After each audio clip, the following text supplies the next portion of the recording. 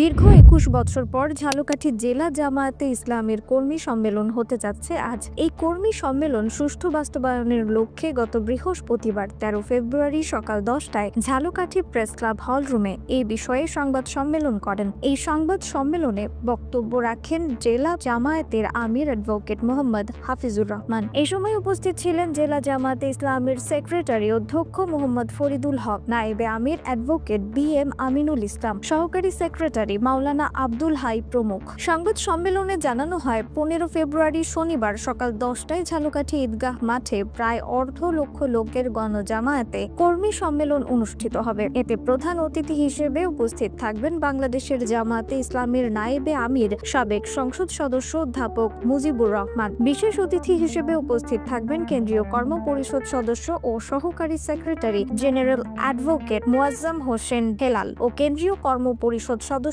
ও বরিশাল মহানগর জামায়াতের আমির অধ্যক্ষ জহির উদ্দিন বাবর। সভাপতিত্ব করবেন জেলা আমির অ্যাডভোকেট হাফিজুর রহমান। তিনি সংবাদ সম্মেলনে আরও জানান, সুষ্ঠু ও শান্তিপূর্ণ পরিবেশে কর্মী সম্মেলন বাস্তবায়নের জন্য সকল ধরনের প্রস্তুতি সম্পন্ন করা হয়েছে। শহরে যাতে যানজট সৃষ্টি না হয় সে ব্যাপারে প্রয়োজনীয় ব্যবস্থা গ্রহণ করা হয়েছে। সম্মেলনের কারণে সাধারণ মানুষের যাতায়াতে কোনো বিঘ্ন না ঘটে সে ব্যাপারে সতর্কতা অবলম্বন করা হয়েছে। নিউজ ডেস্ক, রিফাত আর ইসলাম, সার্চ, BD নিউজ।